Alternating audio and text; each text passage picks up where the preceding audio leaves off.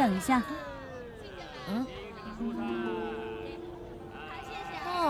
是你啊！原来是你呀！你不是个叫花子吗？叫花子也会卖东西？什么叫花子？你看清楚，有穿这么漂亮的叫花子吗？我在做生意，来跟着我念，做生意卖手绢呢。大嫂，你看这绣得多漂亮啊，手艺真好，是吗？我看看。好了，算我跟你也认识，那就卖你便宜一点好了。这是不是王宝钏绣的？王宝钏？哇，你好眼光啊，一看就知道是宝钏绣的。说来也奇怪啊，二嫂这手绢上面绣的有宝钏2个字吗？没有看到啊。有字吗？我跟她姐妹这么多年了，她绣的东西难道我会看不出来吗？对啊，忘记了，你跟她是姐妹，难怪你一看就知道是二嫂绣的。好吧，那既然是你妹妹绣的，那你就多买几条吧，好帮助你妹妹嘛。你休想！王宝钏绣的东西我是不会买的。哎，你这个人怎么这样子啊？你不买就算了，还把手绢乱扔，一点姐妹情谊都没有。葛青，你告诉我，这真的是王宝钏绣的吗？哎呦，你用膝盖想想也知道，我粗手粗脚，难道这是我自己绣的吗？我说薛琪啊，你就同情同情我们吧。贵哥已经出征打仗去了，就剩二嫂一个人生活，那我们也要赚点钱过日子嘛，对不对？大嫂，他说的是真的吗？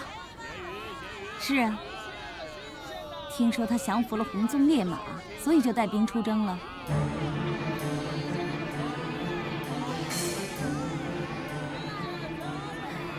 小琪，你放心，他们在军队里头一定会好好整薛平贵，替你出一口气的。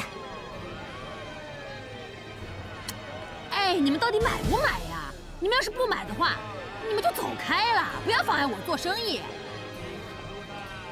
我告诉你，如果这是王宝钏绣的，你别说买了，就是送我也不要。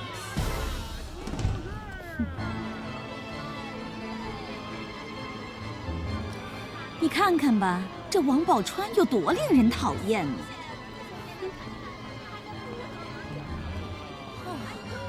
你说的什么鬼话？什么叫王宝钏多令人讨厌呐？哇，还亏你当人家的姐姐，你不配呀！哎呀，心肠这么黑，你不要当这姐姐好了，去当乌鸦，当乌鸦。哎，你是骂手绢还是骂街你？我骂他又不是骂你，看什么看呢？看我不如看手绢，要不要买了啊？买1条，哎，买2条了，要不要买？好吧。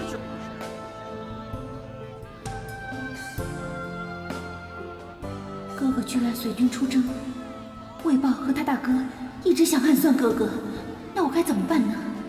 那哥哥在军队会不会有危险呢？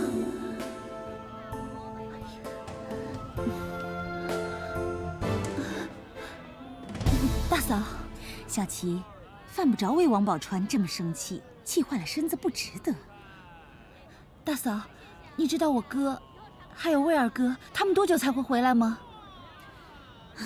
我也不知道啊，所以我在家里也挺无聊的。要说这王宝钏也真厉害，居然会想到用刺绣来做生意。大嫂，那王宝钏住在哪儿？你一定知道吧？他就住在城外的武家坡呀，那里以前是烧砖的，现在呀就是废窑。他就住在其中的一个窑洞里。前些日子我跟我娘还去看过他，结果我娘一回来就病了好几天。好，不说这些了。小琪，大嫂给你买的东西要记得带回去啊。小兰，是。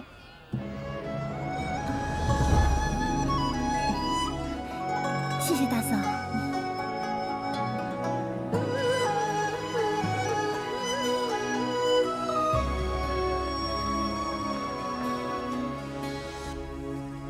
元帅，凌霄败阵了，请元帅降罪。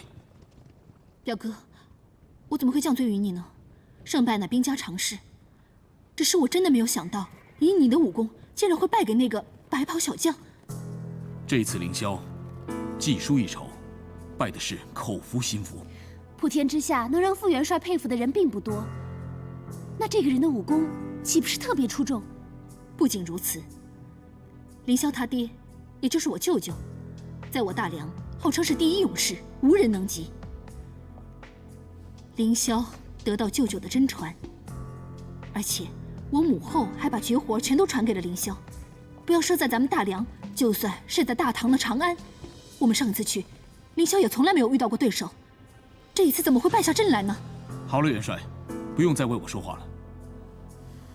这次凌霄败了也好，今天知道天外有天，人外有人。我凌霄倒不在乎自己败了，只是如果此人不除，我们攻打大唐恐怕困难重重。表哥，这个人究竟是谁？不认识，只知道他是一个先锋官。先锋官？不可能啊！他的武功如此高强，既不是元帅，也不是副元帅，究竟是什么人啊？好了，元帅，你别管这么多了。过2天，我想挑战他们的主帅苏龙。不行，上次你已经答应过我了。所谓主帅对主帅，苏龙这一仗，我要亲自应战。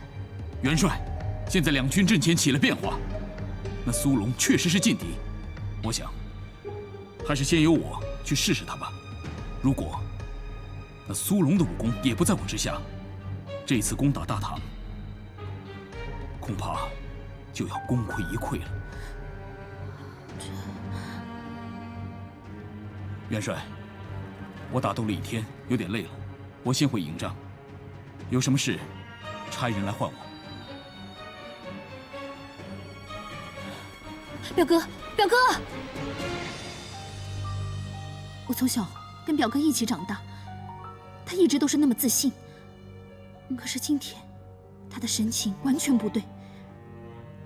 丽娜，我真的有点担心。元帅，我也好担心呢。咱们这一次要是攻打不下大唐，那岂不是很没面子啊？何止是面子的问题啊！如果这次输了，大唐再反攻过来，那我们大梁岌岌可危。那怎么办啊？好，丽娜，备战帖，我要亲自去会会那白袍小将。元帅，你自己也知道，你的武功不及副元帅，你这……凌霄虽然败下阵来，但他却可以全身而退。我想，我应该也不会有很大的问题。说不定他只是一时闪神，才会败给那个白袍小将。放心吧，我会小心的。可是不要再说了，本帅心意已决，立刻备战帖。不过这件事情，暂时不要告诉凌霄。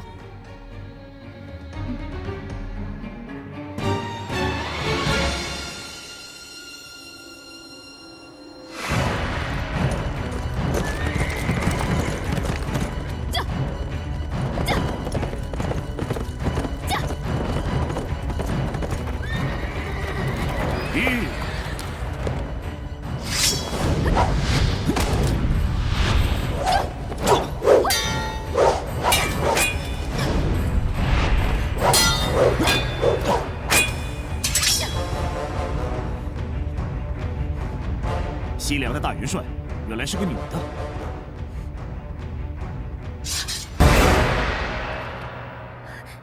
薛平贵，是我呀！你不记得我了吗？我是代战，代公子。你是代战？人家天天想着你，没想到你这么快就把我给忘了。是你，来，快！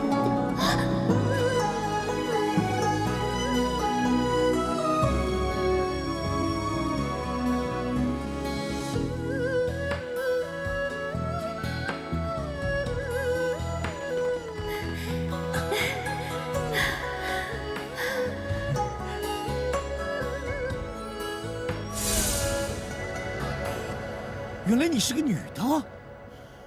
当初到长安，我是为了方便，才会乔装打扮成男子的。哎呀，你骗得我好苦啊！人家不是故意的吗？也就是说，当初你进长安，就是为了打探我大唐的虚实。不错，我承认。18年前，我们被你们大唐的刘毅打败，韬光养晦，励精图治18年。我们这次回来，就是为了要报仇雪恨。可是据我所知，当初是你们兴兵作乱在先，我大唐皇帝已经对你们非常宽容，你们现在怎么可以这样做的？好了，我不想跟你讨论这些事。对了，我曾经2度去过长安，就是为了找你，可是到处都找不到你。你到底去哪儿了？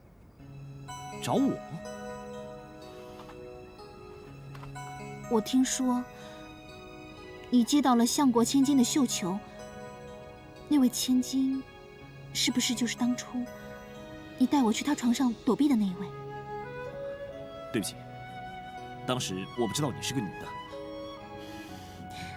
没关系。不过后来我又听说，相爷他不肯收你为婿，所以你就离开了，是不是？是的。哎，先不说这些了。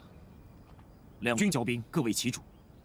你是西凉的大元帅，那你在西凉就是？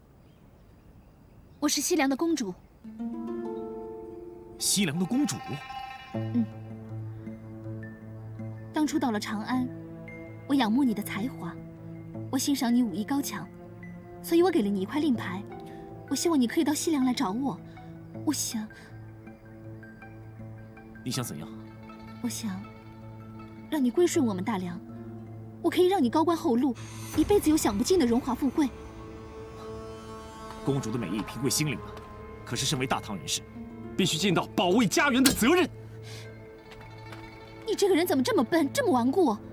你在这里只是一个小小的先锋官，可是到了我们西凉，我可以封你为亲王，我还可以……不要再说了，听平贵一劝，马上收兵。咱们呢还可以和平相处。如果打败你们，我们大唐军队会长驱直入你们西凉，到时候对你们会大大的不利。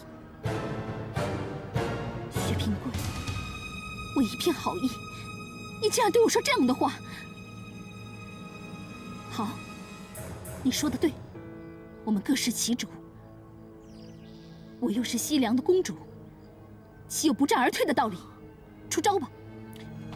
公主，请原谅，平贵不想跟你交手。是不是因为我是女的，所以你看不起我？没有没有，平贵不是看不起你，只是……哎呀，你真的是个女人吗？我告诉你，薛平贵，除非今天你打败我，要不然的话，什么都不用说了，看到！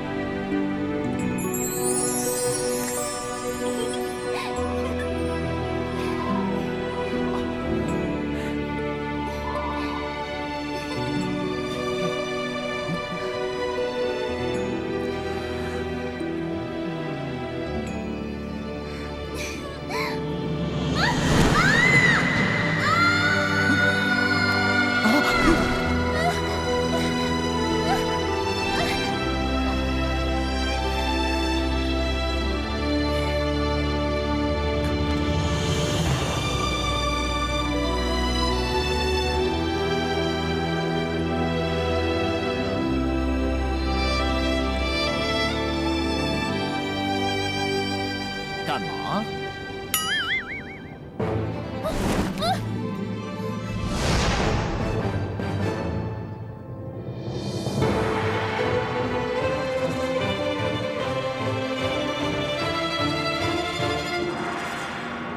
我输了，你杀了我吧。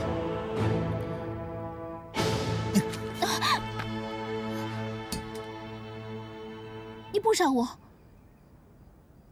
虽然之前不知道你是个女人，不过从认识到现在，我们患难与共，彼此之间已经建立了感情。我怎么又狠得下心来杀你？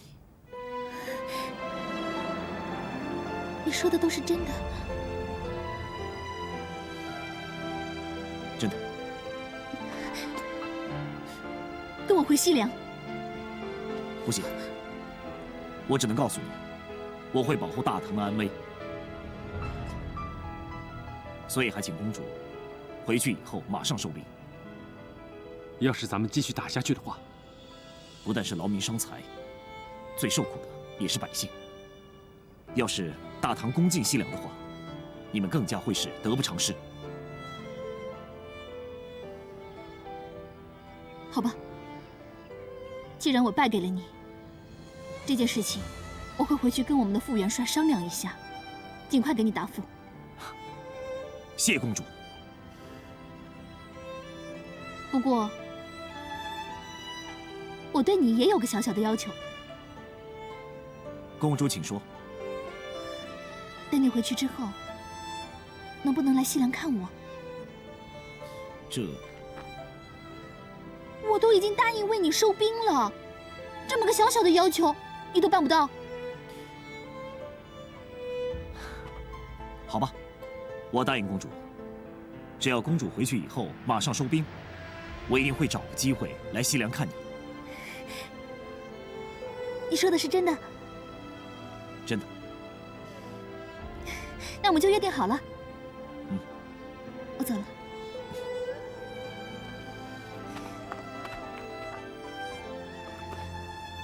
薛平贵。 啊！这一次你可不许再骗我。当然。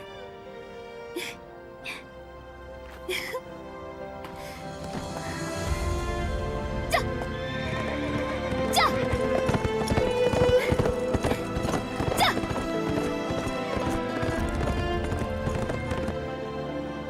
她居然是西凉的公主，我这样做到底是对还是错呢？ 你做的非常对，元帅。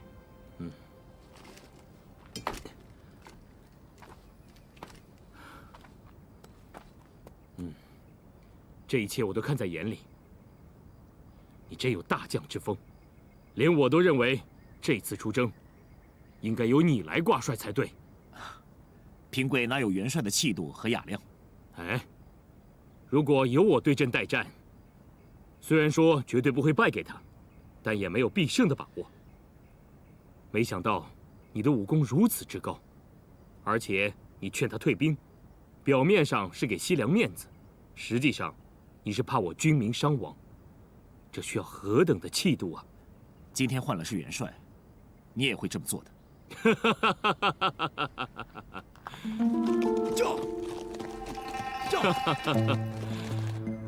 平贵啊！ 所以说，我们俩可谓是惺惺相惜。平贵，这次出征西凉，你的功劳可以说在众人之上。回去以后，皇上一定会龙颜大悦，封你为大将军。平贵不敢。元帅，哎，公事上叫元帅，私底下我还是你大姐夫。一家人不用客气。平贵感谢元帅。哎，我们走。好。这。想不到薛平贵，他居然打败了西凉大元帅。更没想到的，这个西凉大元帅竟然是个女的。不过我觉得她的身形怎么那么熟悉呢？薛平贵打败了西凉大元帅，回到朝中论功行赏，他的功劳肯定在你大哥我之上。这件事情，苏龙都看在眼里。我想他这次肯定会被封为大将军。真不甘心啊！他一个小小的先锋官，怎么能在我魏虎面前出人头地？我一定要想办法对付他。大哥，既然这样，我有一个办法。什么？那个白袍小将居然是薛平贵？哎呀，我应该跟你出去的呀！哎，他到底长什么样子啊？他走了吗？当然走了，要不然还留在原地等你去看他呀。这就是你的不对了。刚才出去为什么不带上我呀？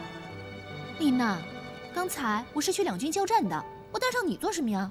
我可以去帮你压阵呢。压不住了，我是吃了败仗回来的。你故意输给他的啊？怎么可能？我身为我们大梁的主帅，不可能对敌人手软的。我确实不是他的对手，不但被他打败，还被他扫在地，差一点就没命了。他要杀你？他没有杀我，他还伸手把我拉了起来。他说，我们曾经在患难中建立了真情，所以，我的好公主，刚才你说去对阵，我怎么这会儿感觉你像去谈情说爱了？去，胡说八道！我不想跟你说了。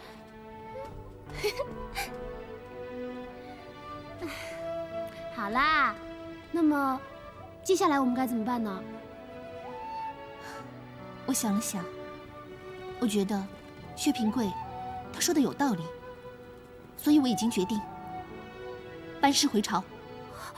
咱们现在就退兵？我不同意。你说什么？绝不能退兵。公主，你是不是和那个薛平贵对阵了？没错，我真没想到你一直瞒着我，原来薛平贵就是那个白袍小将。你是不是答应薛平贵，说我大梁退兵了？正是。你根本就未尽全力。凌霄，你说话给我客气点。什么叫我未尽全力？两军阵前，你看到他是薛平贵，所以根本就下不了手，不是吗？你，副元帅，你不能这么说元帅的。元帅刚才说了，他没有。没有？好，我再问你一次，你有还是没有？凌霄，我告诉你，我身为西凉大王和王后的女儿，面对敌人，我绝对不可能手软。你心里也非常清楚，我根本不是薛平贵的对手。对呀。行了，你别插嘴。代战，你是不是因为薛平贵曾经救过你，这一次战争又把你们拉到一起，所以你就愿意退兵了？我不想跟你再说了，无理取闹。什么叫无理取闹？这是大事，你别忘了，当初是你要出兵攻打大唐的。元帅，那薛平贵就是再强，我们依然有办法治住他。针对那铜锤阵的缺陷，我已经做了弥补。只要铜锤阵再出，必能困住那薛平贵。到时候，再加上我凌霄，那薛平贵必死无疑。你的意思是想用人海战术耗尽薛平贵的体力，然后你再出手？没错。你好卑鄙呀！什么叫卑鄙啊？公主，这是战争，对敌人的仁慈就是对自己的残忍。这个道理你不懂吗？我不懂，我不听，我也不允许。不允许？那不允许，就是不愿意我杀了薛平贵，不是吗？我告诉你，凌霄，如果说今天你跟薛平贵单打独斗，你可以杀了他，我没有半句话可以说。可是你竟然……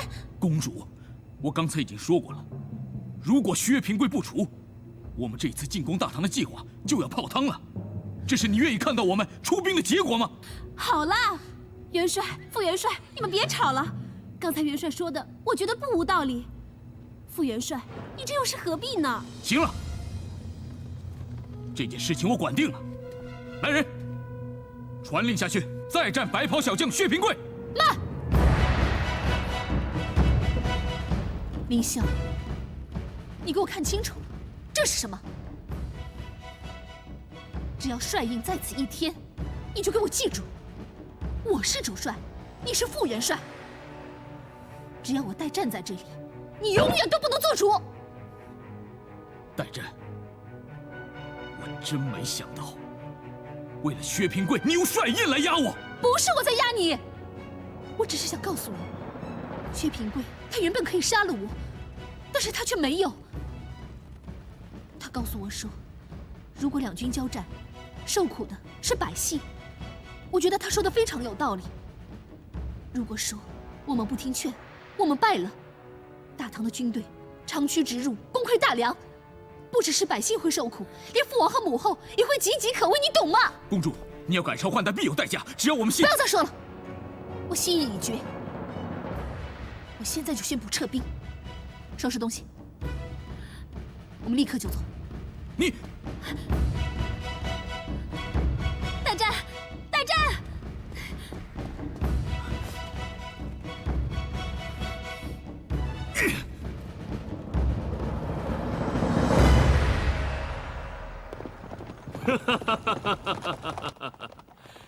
这次能够大败西凉，全是薛先锋的功劳啊！是啊，真厉害，真厉害，厉害！副元帅，在。这次要给薛先锋好好记上一功。元帅，你放心，我都记下了。这一次能这么快平定西凉，真是个奇迹。是啊，没想到薛先锋武艺这么高强，一个人就能打退西凉。恭喜薛先锋！恭喜薛先锋！多谢多谢，这些都是大家的功劳。好，传令下去，今天晚上本帅设宴，好好的犒赏三军。谢元帅，谢元帅。下去准备吧。是。走，平贵啊。今天晚上咱们好好的喝一杯。谢元帅。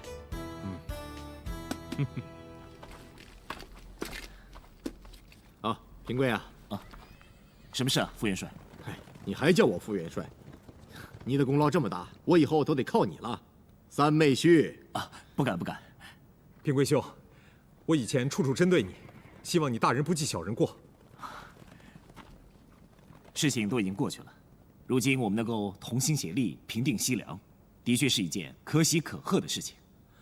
对，所以今天晚上咱们俩要好好的喝一杯。哎，元帅不是下令犒赏三军了吗？哎，他犒赏三军是他的事儿，你救了我的命，我不好好的谢你，那我真的连人都不会做了。是啊，我大哥出征前带了坛好酒，一直没舍得喝。他说今天晚上一定要拿出来，好好的款待你。这，平贵兄，不要再推辞了。平贵啊，你如果再推辞的话，真的太看不起二姐夫了。那二姐夫多没面子啊！没有，那既然这样，平贵就恭敬不如从命了。多谢副元帅。二姐夫。好，今天咱们哥俩要痛痛快快的喝上几杯，一醉方休。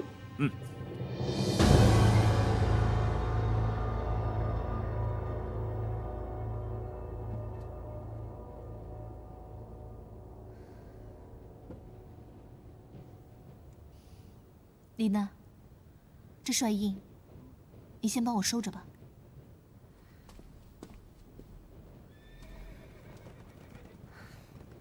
元帅，降表已经送出。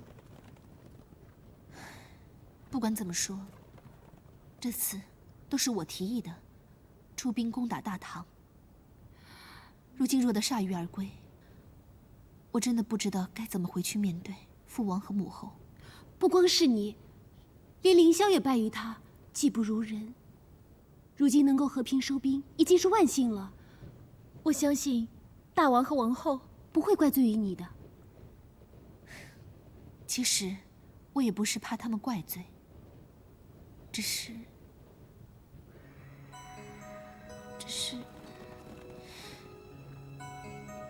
你们先退下吧。是。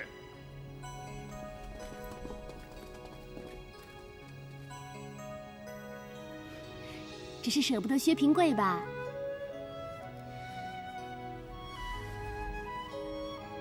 你可知道，这一次薛平贵他降服了红鬃烈马，正因为如此，他才得以跟着出征的。如此说来，这匹红鬃烈马倒是给你们带来一段宝马园。什么叫宝马园？不过，我倒是真的希望他可以骑着红鬃烈马来大梁找我。他一定会的，他不是答应过你吗？好了，不说这个了。对了，表哥他人呢？我的好公主，别忘了你可是元帅，你都下令退兵了，他当然只能收拾铺盖回家了。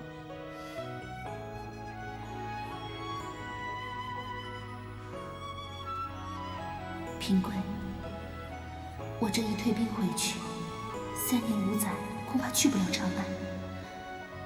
你真的能守住你的诺言，来看我？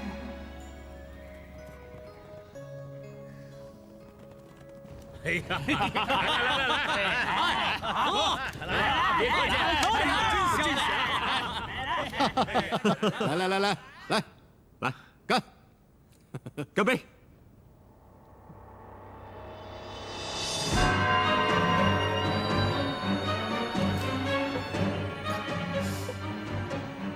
平贵兄，我为报，敬你一杯。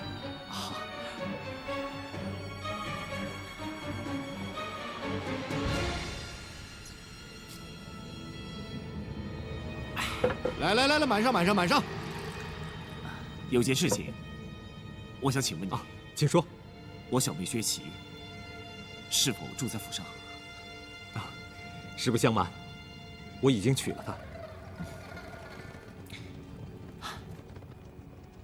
其实啊，我去找小琪的时候，她已经告诉我，她已经是你们魏家的人了。是啊，你为什么不进府找我呢？哎呀，这小琪真是的，大舅子来了也不告诉我一声。嘿，既然她已经嫁给你，我只希望你多疼她一点。你放心，我一定会好好疼她的。好。我们3个真是不打不相识啊，这就是缘分。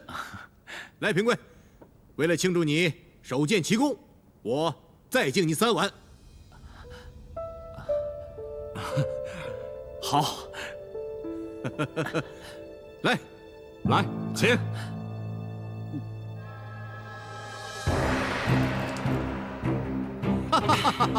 来，满上。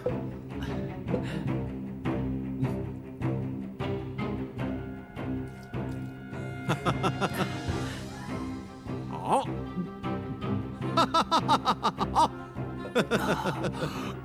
好酒量，平贵兄，好酒量。来，我这个妹夫也敬你3杯。实不相瞒，平常我不怎么喝酒，有点不胜酒力了。哎，不会的。来，那我先干为敬。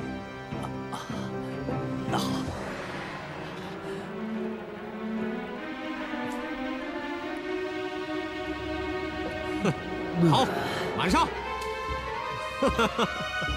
好酒量。好。满上。好消息！怎么了？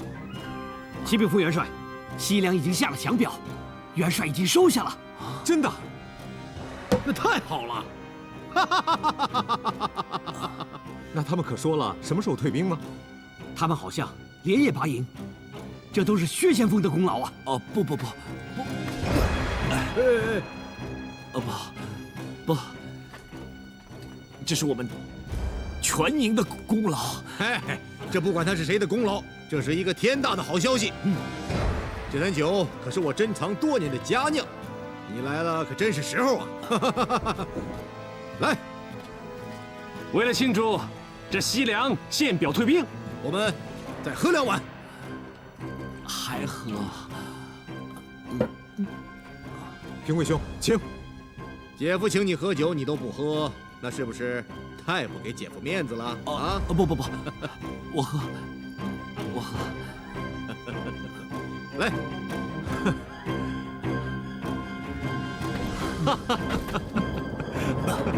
来，陈副将，你也坐下来喝吧。不了，元帅命我四处查看，我可不能喝酒误事啊！哈，你们喝吧，臣告告退。啊，你去忙吧。啊，对了，你们俩也去庆祝庆祝吧。谢副元帅。哟，怎么样？哎，来，先坐下啊！我真的没事，不能再喝了。没事，开心嘛啊！我没骗你，我平常不怎么喝酒的。哎，平贵，他平时滴酒不沾，今天晚上可真是喝了不少的酒，估计没个2、3天他是醒不过来的。他刚刚喝了这么多酒，根本就没有发现我们在酒里下了毒。大哥，咱们怎么动手？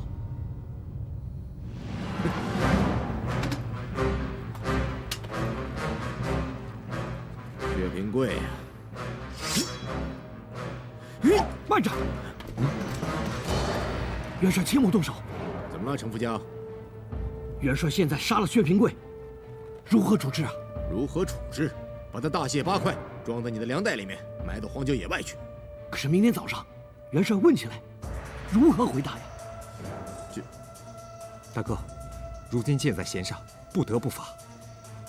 这薛平贵不死的话，等他回到朝中，咱们就再也没有机会了。末将倒有一计，不知行不行？说。薛平贵他现在喝得烂醉，我们把他绑在红鬃烈马上，放他出去，然后就告诉元帅，说他酒性大发要杀敌，就骑着红鬃烈马狂奔而去，咱们谁也没拦得住。程副将说的有理。其实，我们可以在马尾上绑上鞭炮，一旦点燃鞭炮，这马一受惊，就会飞驰而去。任凭薛平贵武功再高强，可他现在喝得烂醉如泥，到时候从马上摔下来，被践踏而死，跟咱们一点关系也没有。这倒是个好办法。更何况，他已经服下了毒药。我看薛平贵这次肯定是活不了了。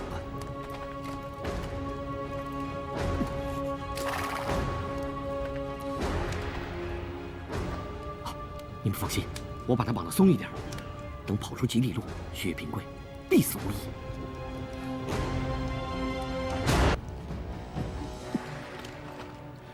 副元帅，绑好了。这是干什么？放到马身上。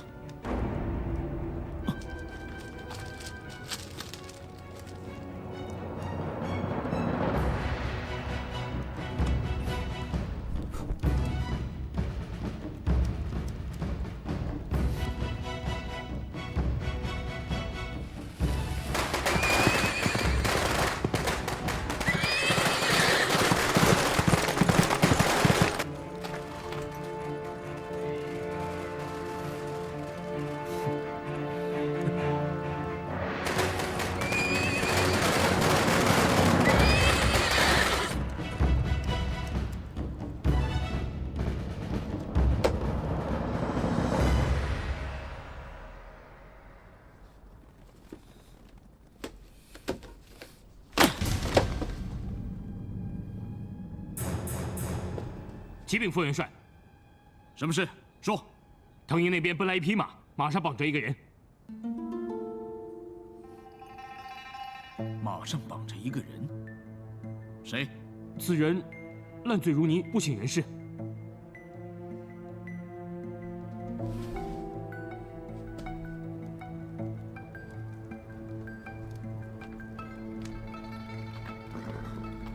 红鬃烈马，副元帅，薛平贵。启禀副元帅，这是从他身上掉的公主令牌。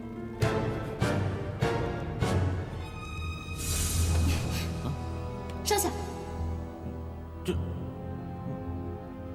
这是干什么的？你可不要小看了这个牌子，这是一个度牒，拿了它呢，你就可以进出玉门关了。进出玉门关做什么？来西凉看我。真是天助我大梁！薛平贵竟然无缘无故落到我大梁手中。只要薛平贵一死，那我军必然能够长驱直入，攻进长安。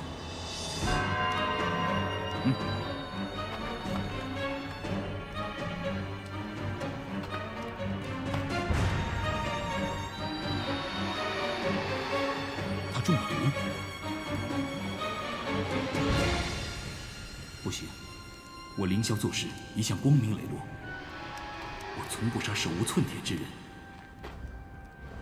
看他昏迷不醒，浑身充满酒味儿，却又中了毒，并被绑在马上，显然是中了谁的暗算。我这样杀了他，岂非胜之不武？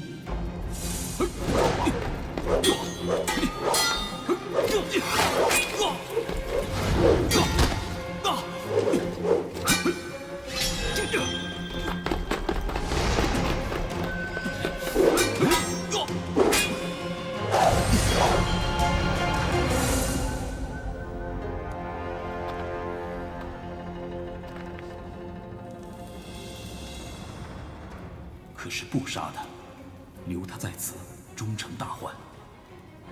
我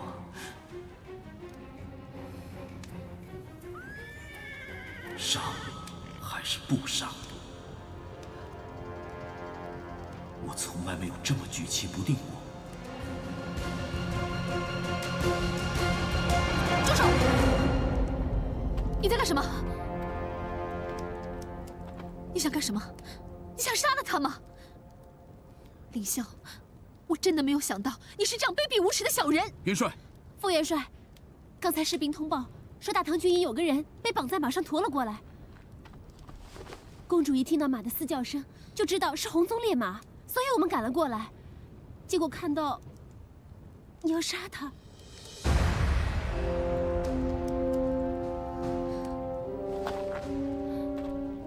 你对他做了什么？你怎么会在背地里做这样的事情？我对你实在太失望了。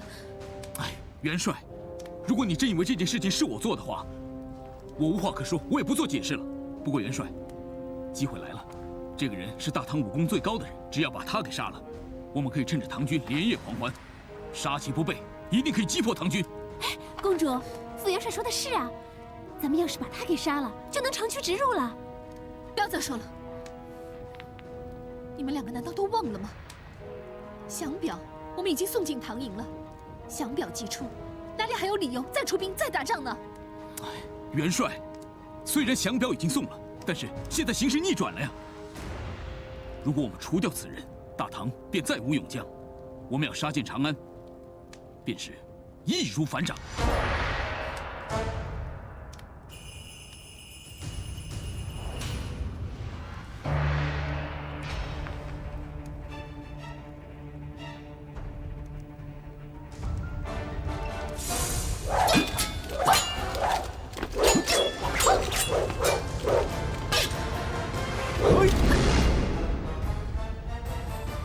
好吧，我答应公主，只要公主回去以后马上收兵，我一定会找个机会来西凉看你。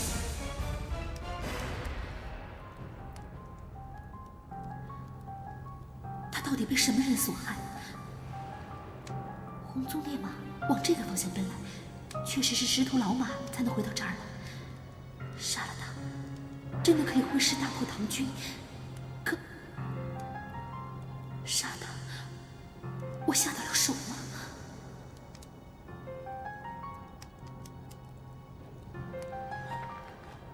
元帅，凌霄有一事请问。你说吧。这件事情，你是要为公还是为私？何为公？何为私？为公，就杀了薛平贵，举兵公堂。如果要是为私，那我们就连夜拔营回大梁。只是如此，我们如何跟大王王后交代？如何跟大梁的臣民交代？如何对大梁的百姓交代？令牌，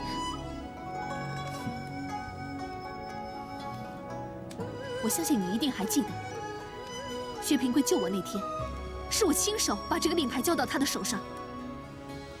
我想肯定你也知道，这个令牌可以保他不死。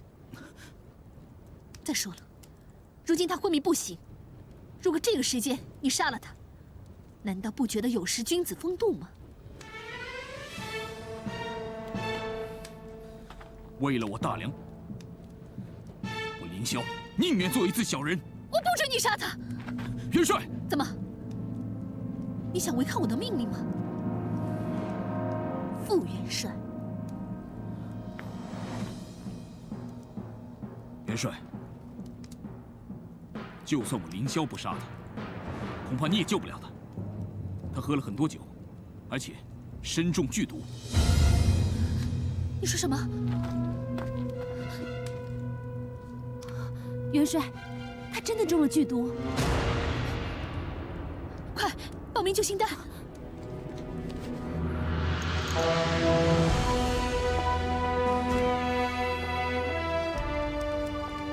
元帅，你不用白费心机了。他中的毒非同小可，恐怕他已经活不了了。不管救得活救不活，我一定要试试。副元帅，你按照原计划把大兵撤回大梁，我亲自送他回去医治。元帅，就算您日夜兼程，也要几天的时间。就像副元帅说的一样，他根本就不可能救活的。不要再说了，我一定会救活他的，非救不可。元帅，丽娜听命，是，马上准备马车，带上我的赤兔驹。我就用赤兔驹加上红鬃烈马，一起拉马车，连夜赶回大梁。是。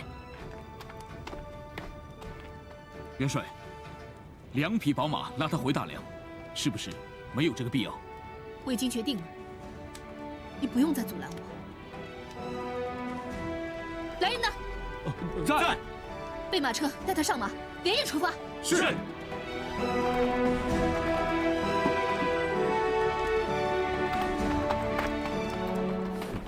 表哥，元帅，你还有什么事？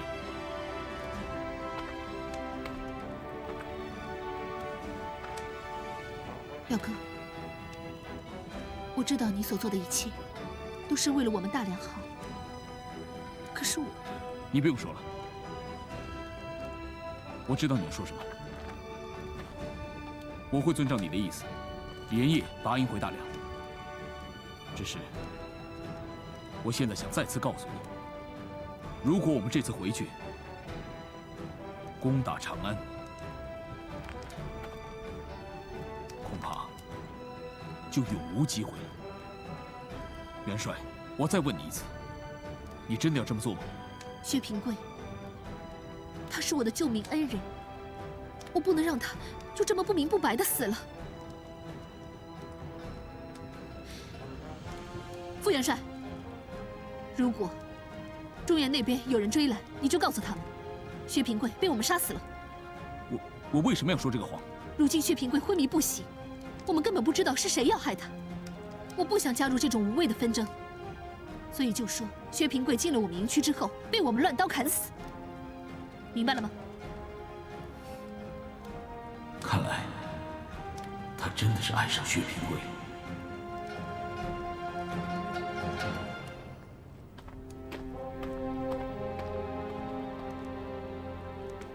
凌霄，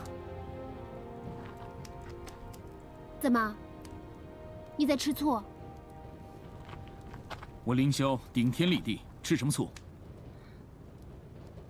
如果代战没有看中我的话，就算没有薛平贵，我也不会再娶她。你说的是真的？只是代战，即便连夜兼程带她回去，恐怕照样也救不了她的命。这个你就别担心了，一路上我跟公主会保护她的。倒是你一定要小心。咱们回大梁再聊。丽娜，这一路上你要照顾好代战。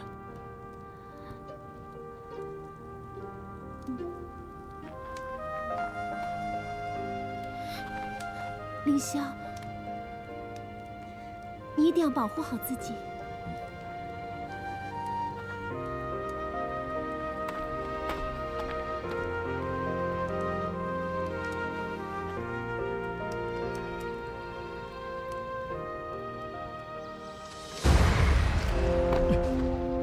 什么？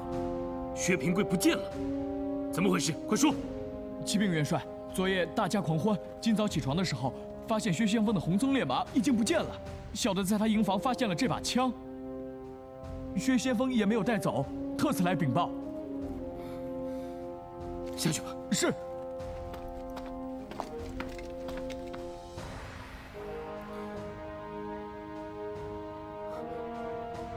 昨天晚上是谁跟薛平贵在一起的？啊，元帅，昨天晚上平贵确实跟我在喝酒，所有将士都来敬他。我们在这个营地喝完了，他还硬拉着我去别的营地喝。最后我估计他是喝多了，竟然口出狂言，说要去消灭西凉。是啊，我也劝他，叫他不要轻举妄动。如今西凉已经求和，咱们先班师回朝，回去商量与西凉的和平事宜。可是薛先锋好像不同意。程副将也一直劝他，是吧，程副将？啊，是。启禀元帅，薛先锋他确实喝多了。胡闹！你们为什么不告诉我？元帅，我以为薛平贵他只是喝多了，随便说说而已，可是没想到他真的会。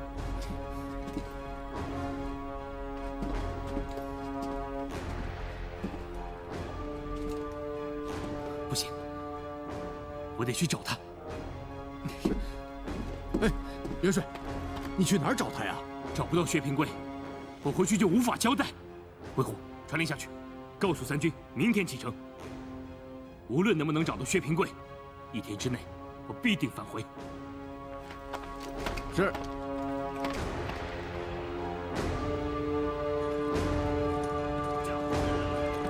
驾！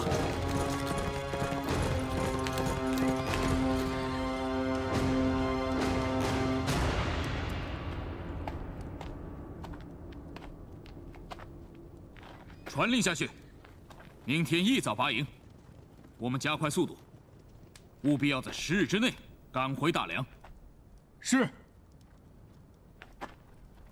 报！启禀副元帅，什么事？探子来报，有人往这儿奔来了。什么人？看不清，应该是唐营中人。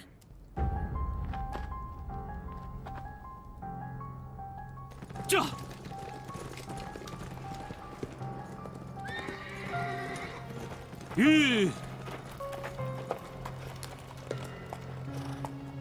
苏元帅，林副元帅，自从中原认识以来，到现在，依照以往的话就是，未曾与苏元帅你交过手。今日深夜，苏元帅单枪匹马前来，莫非是要与我凌霄一较高下？好，副元帅误会了。苏某此次前来是有事想请问副元帅。请说。昨夜，我们的薛先锋，也就是你们所说的白袍小将，他有没有到西凉的营地去？凌霄，我敬你是条汉子，请实言相告，有还是没有？有，红鬃烈马，本是我天山产物，他认得回我西凉的路，所以，他将薛平贵带回了我的营中。人呢？苏元帅，那薛平贵单枪匹马闯我大营，我军将士以为是奸细闯营，所以已经将他乱刀砍死了。什么？你说薛平贵被你们乱刀砍死了？苏元帅，关于这件事情，我向你说一声抱歉。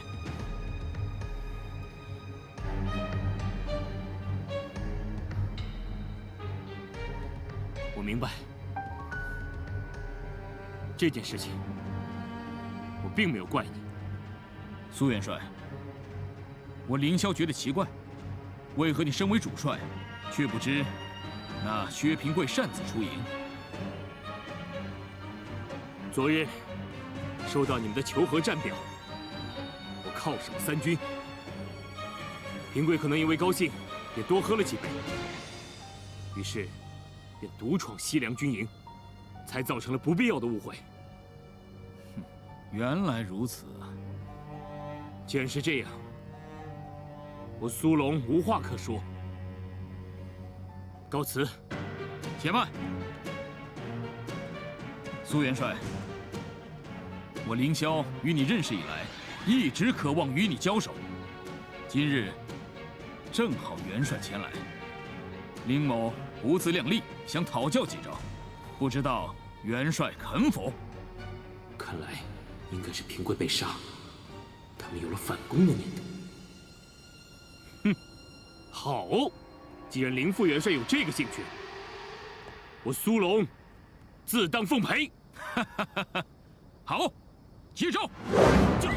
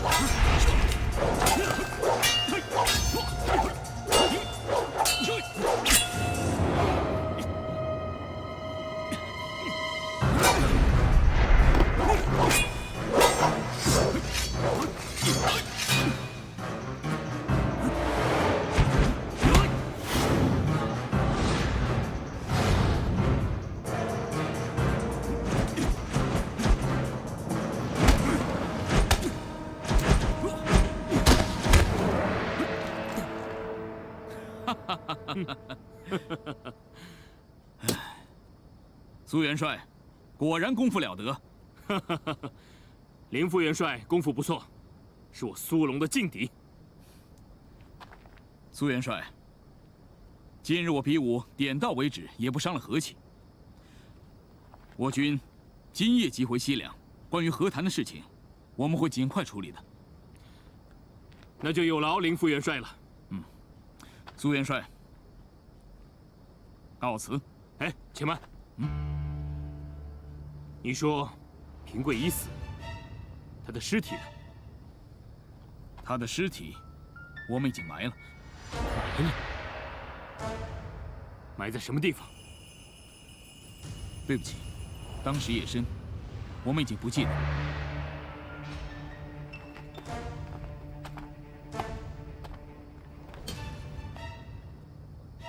戴瞻要我说这个话，再交谈下去，恐怕我就露出马脚了。我还是快走。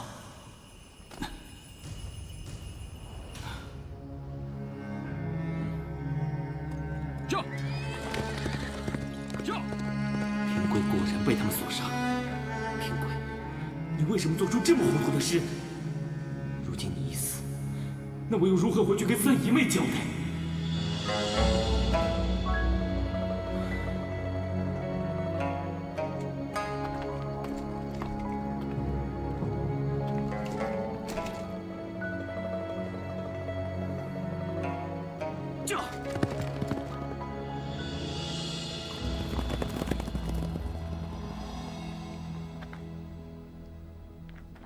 这天都亮了，哼！虽然苏龙他马术精湛，但我不相信他1天之内就能赶回来。大哥，我担心薛平贵要真落到西凉手里面。到底你在担心什么呢？你已经在酒中下了毒，薛平贵就算没有被红鬃烈马给摔死，那他也应该毒发身亡了吧？再说，他打败了西凉的元帅和副元帅，他们对他已经恨之入骨。如果落到他们手中，他们肯定会把他给杀了的。大哥，这薛平贵一去，万一把他们给惹恼了，回来攻打我们的话……是啊，上次那个铜锤阵还真是挺厉害的，我差点死在他们手里。大哥，你还记得吗？那个凌霄武艺高强，如果没有薛平贵的话，咱们会不会有危险？不可能，他们降表以来，不应该再打回来。元帅回营。元帅。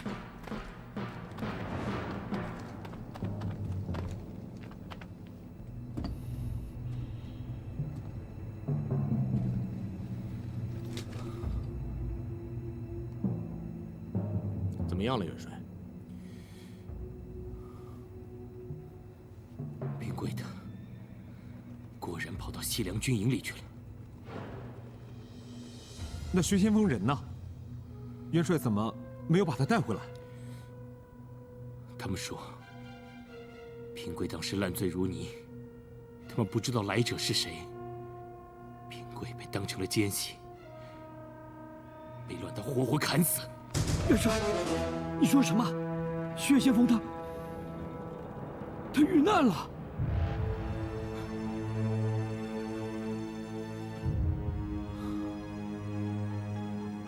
他们也不记得平贵被葬在哪里，我一个人也找不到他的尸首。元帅，那西凉兵有没有按照原来的计划退兵呢？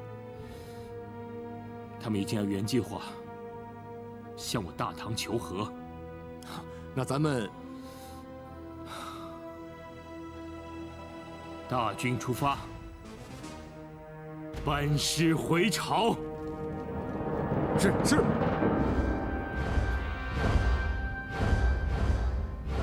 报！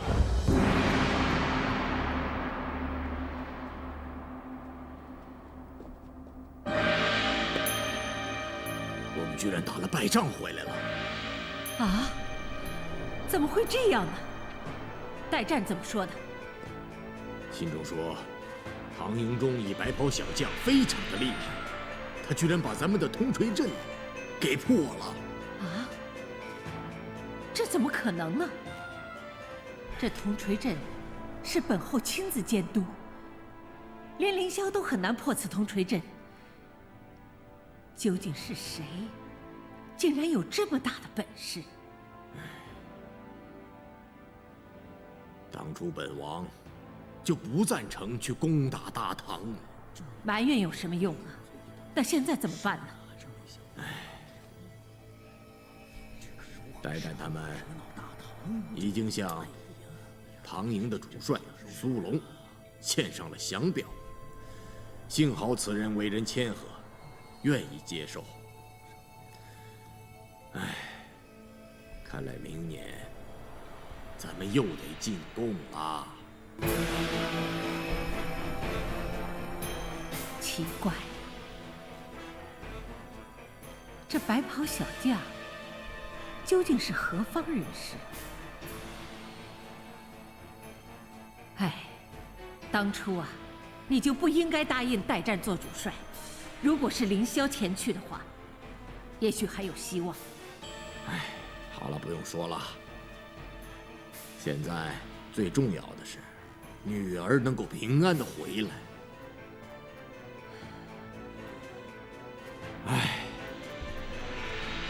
你怎么了？各位大臣，如果没有什么事，就先下去吧。是。没事吧？慢点。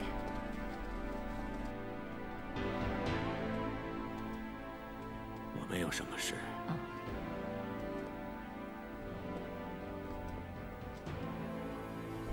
慢点。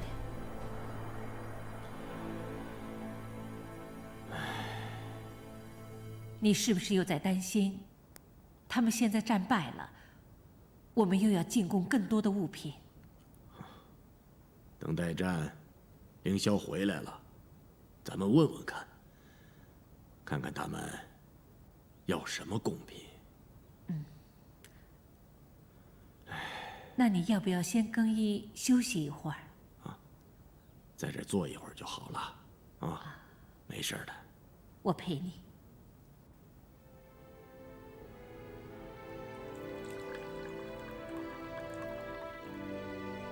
来，喝点水。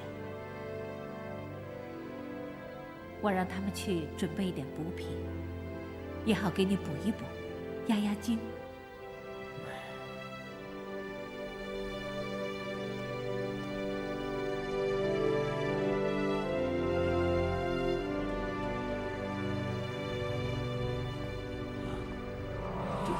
这什么地方？怎么这么多雾啊？啊？这么多雾啊！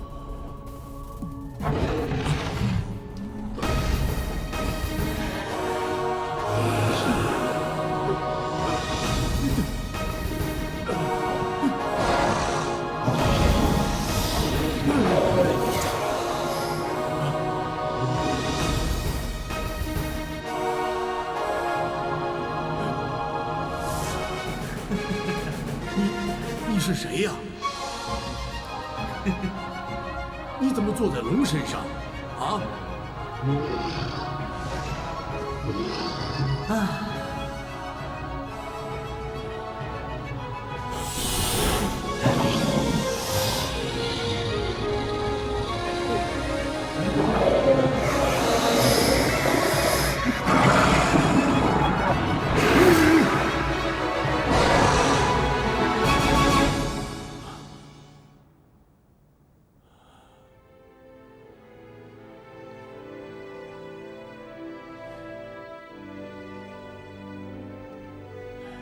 这是什么梦啊？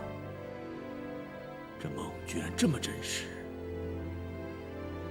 大王，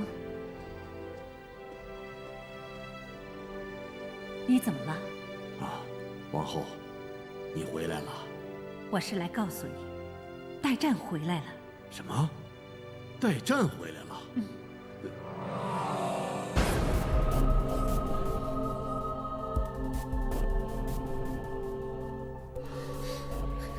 哎呀，公主，别那么着急嘛，他一定没事的。我怎么能不急啊？把脉把了半天，也把不出个所以然。眼看着薛平贵脸色越来越差，万一他真的……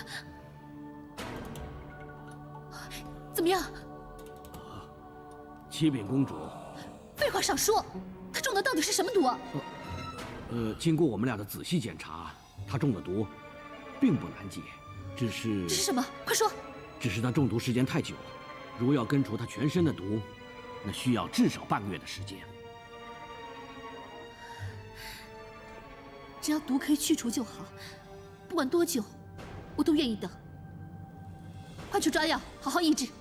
是。代战，代战，怎么了？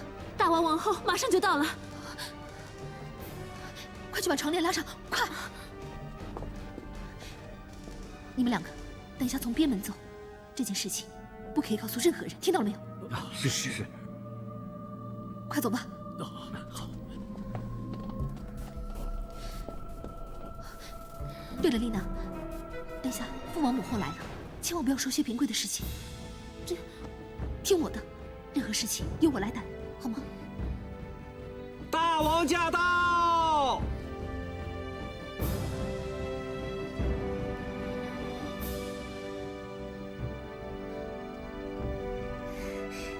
儿臣参见父王，参见大王王后。免礼吧。我的好女儿，你有没有受伤啊？母后，你看女儿这不是好好的吗？哪有怎么样啊？既然没事，那为什么不先到寝宫跟我们报个平安呢？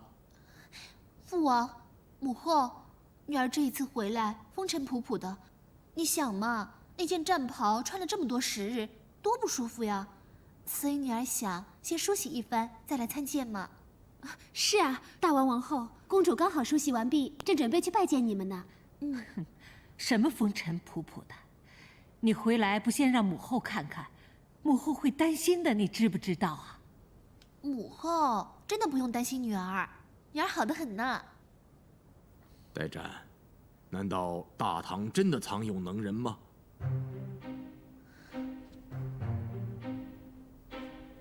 父王，不是女儿灭自己的威风，女儿这一次真的是被那个人打败了。哦，什么人这么厉害啊？我记得你们在出征之前，曾经跟我说过，大唐并无能人呐。启禀大王王后，此事并不能怪公主，连凌霄也败在那个人手下。既然他们打了胜仗，难道他们就不想乘胜追击吗？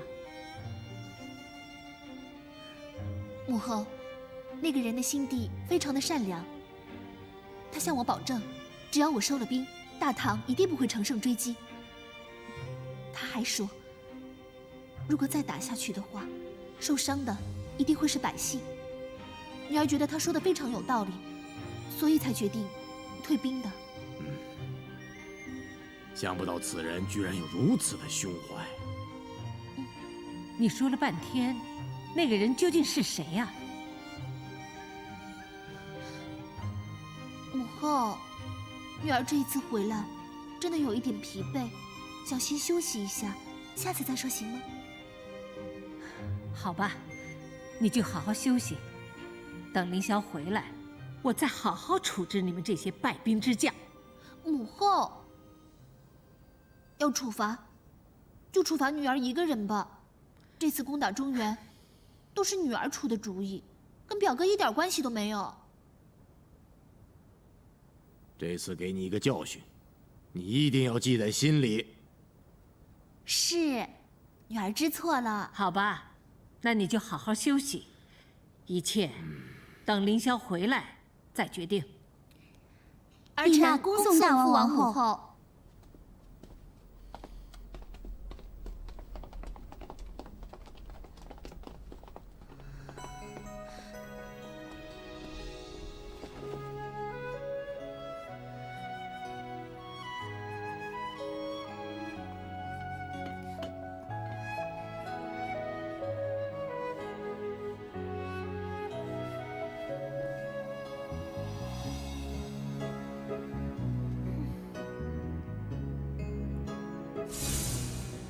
你再胡说八道，我就打你了。哎，小姐，我跟你感情那么好，你对待我又像亲姐妹一样，你舍得打我吗？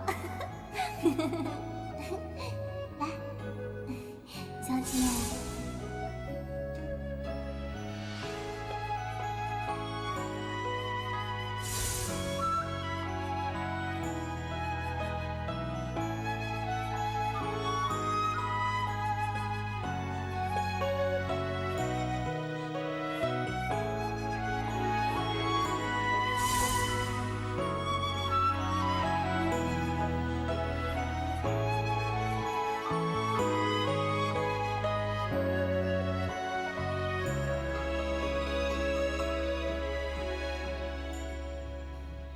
小姐你不在，小莲还是每天打扫小姐你的房间，感觉就像小姐一直还在家里一样。小姐，你什么时候才会回来啊？姑爷去打仗了，希望老天爷一定要保佑姑爷能够扬名立万，风光的把小姐给带回来。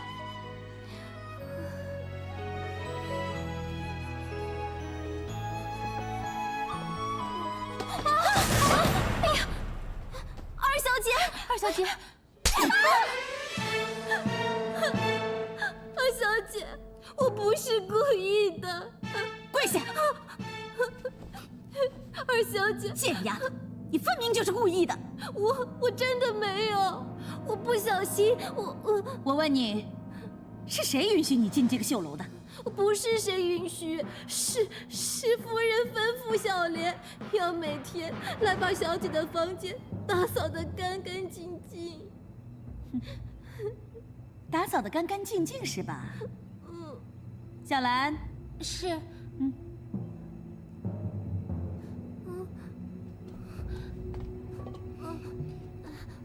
谢谢哦。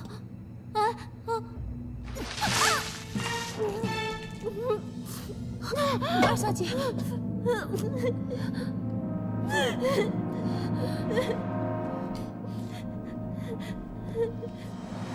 你很会打扫是吧？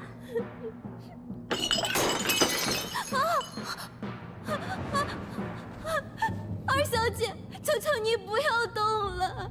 夫人交代，小姐房间里的东西要保持的跟她以前住的时候一模一样，谁也不准动啊！什么叫不准动？我告诉你，王宝钏现在是个乞丐婆，我是相府的二小姐，我想怎样就怎样，谁管得着？小兰，二小姐，把这屋子里的东西通通给我搬了。二小姐，我怎么，连我的话都不听了是吗？是。还有，把值钱的东西搬到我的房间，剩下的呢，统统扔了。小兰，不要搬，不要啊！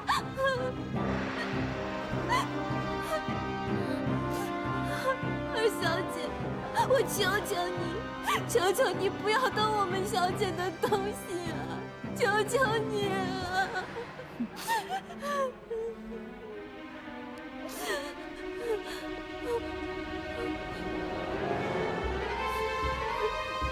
不要动是吧？我就偏要动！二小姐，我求你别动我们家小姐的东西啊！求